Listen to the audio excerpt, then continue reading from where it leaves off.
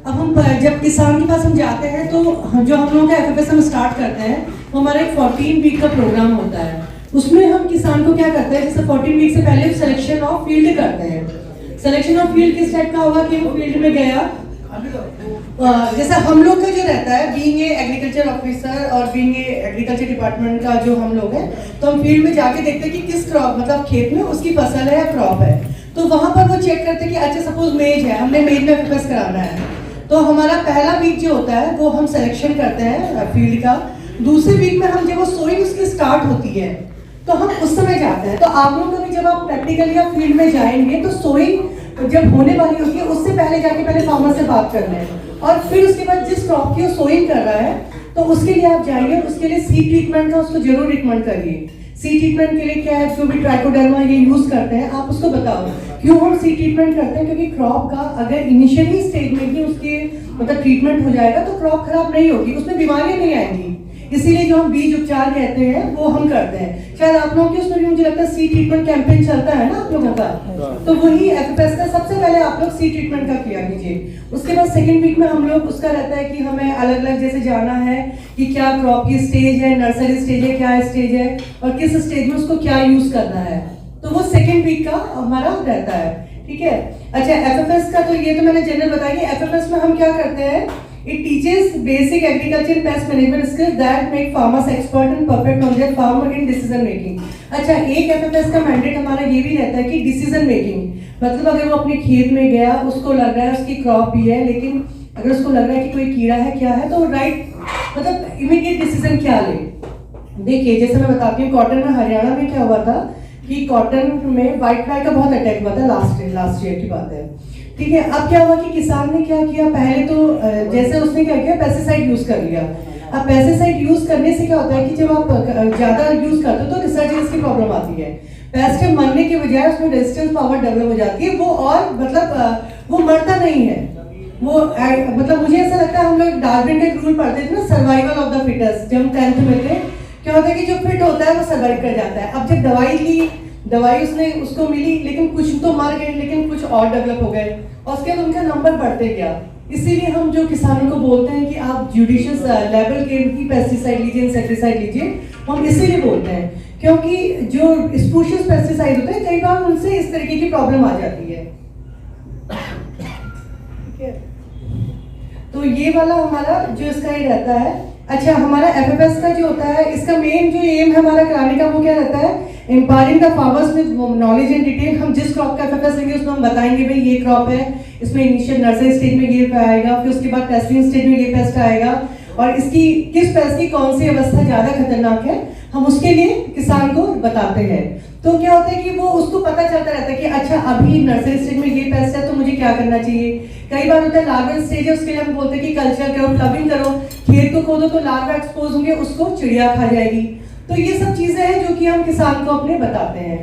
ठीक है, उसके बाद हमारे लिए ऐसे एफएफएस जो हम करवाते हैं किसानों के लिए, तो उसके लिए हम क्या करते हैं जनरल की, जैसे हम 30 किसान का हमारा ग्रुप होता है। आप लोगों के यहाँ पे कितने किसानों का आप लेते हैं इंडिविजुअल? 25 30 रहता है, डिपेंड करता है अलग अलग में। अच्छा, तो देखिए हम क्या करते हैं 30 ग्रुप का ग्रुप लेते हैं। तो एक तो फील्ड होता है, फील्ड का सिलेक्शन करते हैं कि जहाँ हमें ट्रेनिंग करानी है, जहाँ पे हमें उनको लिटरेचर देना है। दूसरा हमारा रहता है फैसिलिटेटर। तो फैसिलिटेटर कौन है, वो आप हैं जो कि टेक्निकली कॉम्पिटेंट है। अगर वो कुछ पूछ रहा है कि मुझे इसमें क्या करना है क्या नहीं करना है, तो वो चीज आप उसको बताएंगे।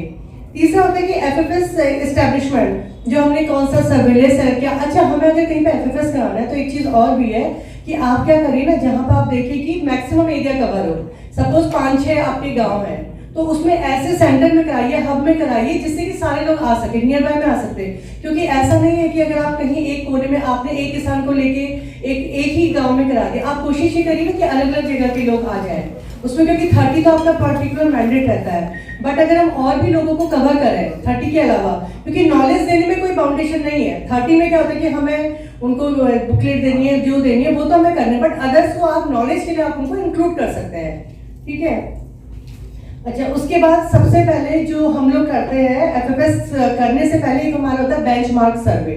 उस सर्वे में हम लोग क्या करते हैं कि हम फील्ड में जाते हैं और फील्ड में जैसे हम लोग निकले एक पॉइंट से निकलते हैं। सपोज मैंने इस पॉइंट से स्टार्ट किया है, तो हम लोग क्या करते हैं उसमें जब हमारा क्रॉप का सीजन आता है उससे पहले ही हम सर्वे करते हैं और ये देखते हैं कि कहाँ पे क्या कंडीशन है, क्योंकि जैसे जैसे क्रॉप आती जाती है हमारा पेस्ट इंसिडेंस भी बढ़ता है। बीच में एक सीजन होता है शायद मई जून का, कि मैं हरियाणा रीजन का बता रही हूँ कि वहाँ पे कोई क्रॉप नहीं मिलती है, बहुत रेयर कोई क्रॉप मिलेगी या वेजिटेबल्स मिल गई। तो उस टाइम पे जैसे हम सर्वे करते जाते हैं तो कई बार फील्ड में आपको रेजिड्यू रहता है पुरानी क्रॉप का, उसमें भी पेस्ट का प्रॉब्लम रहता है। ठीक है, तो हम क्या करते हैं कि जो बेंचमार्क सर्वे में हमने एक साइड से स्टार्ट किया, 10 किलोमीटर पर हम लोग गए और एवरी 10 किलोमीटर पर हम गाड़ी रोकते हैं और 100 मीटर हम लेफ्ट और 100 मीटर राइट जाते हैं। 2 लोग हमें लेकिन उसके लिए चाहिए, बिना उसके पॉसिबल नहीं है। तो बेंचमार्क सर्वे उसी से हमें पता चलता है कि पेस्ट का सिनेरियो क्या है, पेस्ट कम है, ज्यादा है या कितना है। ठीक है, तो ये हमारा इसका रहता है। उसके बाद अगर हम जा रहे हैं तो हम सारा डेटा नोट करते हैं। इसका ना जो पीपीटी है वो आपको प्रोवाइड भी कर देंगे, आपको स्टेप बाय स्टेप सारा पता चल जाएगा क्योंकि क्या क्या उसके स्टेप है। तो इसमें हम जैसे हमारे पास जो भी रिकॉर्ड है, आप कभी भी फील्ड में जाते हैं तो हमारे पास क्या नेम फार्मर्स का, क्या उसका कॉन्टेक्ट नंबर, डिस्ट्रिक्ट, विलेज, कौन से टाइप की सॉइल वो यूज कर रहा है, क्या इरिगेशन की टेक्निक कर रहा है, क्या उसकी यील्ड आई है, क्रॉप वेराइटी उसने क्या यूज करी थी, ये सब का हमारे पास डिटेल होना चाहिए। और उसने क्या क्या यूज किया है, सपोज उसने बोटेनिकल्स में क्या यूज किया है, उसने बायोपेस्टिसाइड में क्या यूज किया है, उसने क्या मेथड्स बीच में अपनाई है, क्योंकि उसके बेसिस पे ना हम एक डिसीजन कर सकते हैं। अभी मैं आपको बताऊं कि एक एनपीएसएस का जो अभी हम कह रहे हैं, एक नेशनल पेस्ट सर्वेलेंस सिस्टम हमारा एस्टैब्लिश होने वाला है और उसमें ना आप लोगों का बहुत इंपॉर्टेंट रोल होगा, क्योंकि हमने हर डिस्ट्रिक्ट से स्काउट्स मांगे हैं। तो हर डिस्ट्रिक्ट से शायद 2 स्काउट्स वो लोग लेंगे, वो स्काउट से बताएंगे कि उनका डायरेक्ट कांटेक्ट रहेगा फार्मर से। तो आपको फार्मर्स के आप टच में रहेंगे तो आपको पता रहेगा क्या पेस्ट है, क्या डिजीज है। तो आपके पास एक रिकॉर्ड आपको मेंटेन करना है। उस रिकॉर्ड में आपको क्या है, फार्मर कौन है, नेम ऑफ फार्मर, किस विलेज में है, क्या है, वो सारा रिकॉर्ड है। और वो जो है वो तालुका लेवल, ब्लॉक के बाद तालुका आता है शायद ना,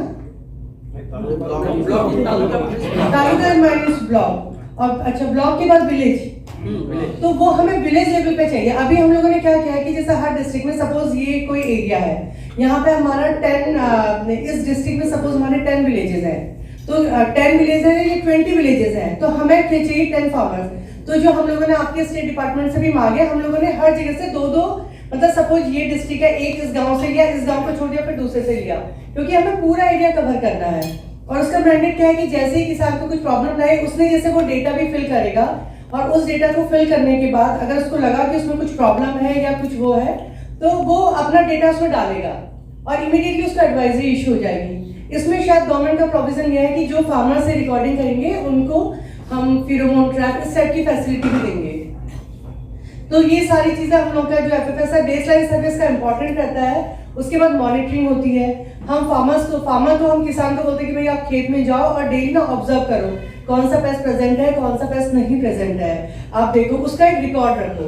तो जब भी आप जाते हैं अपने जिस फार्मर के पास आप जाते हैं, आप ना अपने उसके लिए भी उसका एक रिकॉर्ड रखवाइए कि इसने कितना, मतलब ये क्या पेस्ट का है, कौन सा पेस्ट का क्या था और किसमें किसकी इंटेंसिटी कितनी थी, क्योंकि उसके बेसिस पे हम लोग वेल इन एडवांस हम नेक्स्ट टाइम के लिए फोरवार्निंग इशू कर देते हैं। ठीक है, तीसरा हम लोगों का एक ये रहता है कि बायो कंट्रोल, जो लो इनपुट सप्लाई हम किसान को बोलते हैं। इनपुट सप्लाई क्या है, जैसे pheromone trap, light trap, blue sticky trap, ये सारे हम किसान को बोलते हैं। जैसे फेरोमोन ट्रैप में आपको पता होगा सेप्टा रहता है जिसपे कि वो अट्रैक्ट होता है, तो उसकी ओर को आके हम मॉनिटरिंग में करते हैं। दूसरा लाइट ट्रैप में, वाइट ट्रैप का प्रॉब्लम शायद इस एरिया में तो नहीं है ना,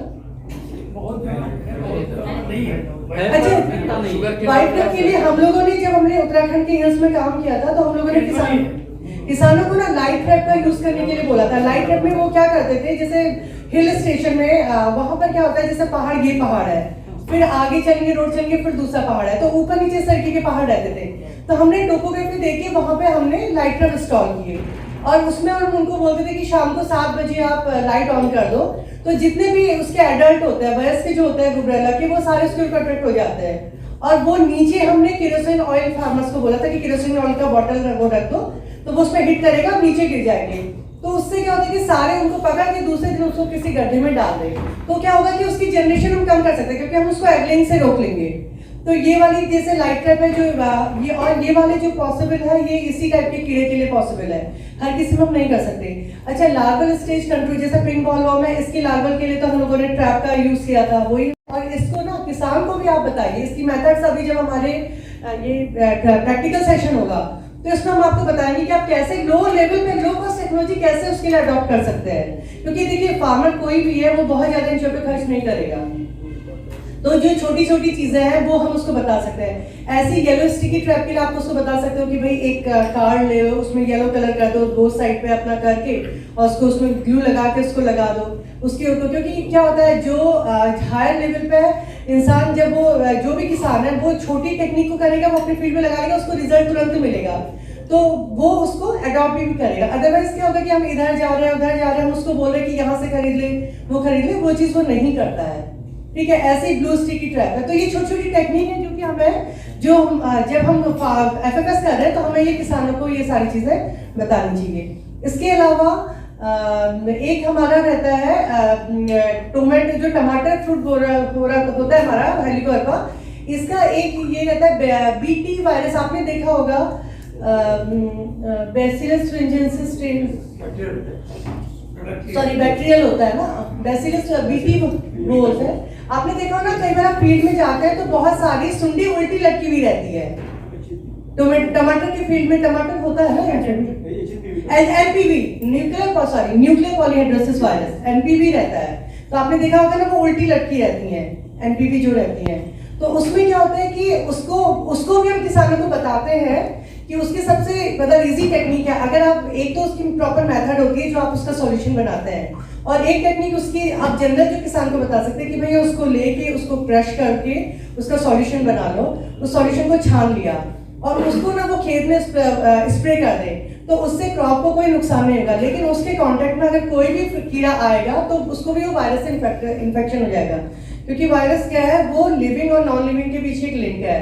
तो जैसे उसको कोई कीड़ा मिला वो उसको इन्फेक्ट करेगा, और वो सारे के सारे जो रहते हैं उसके बाद वायरस फैलता रहता है।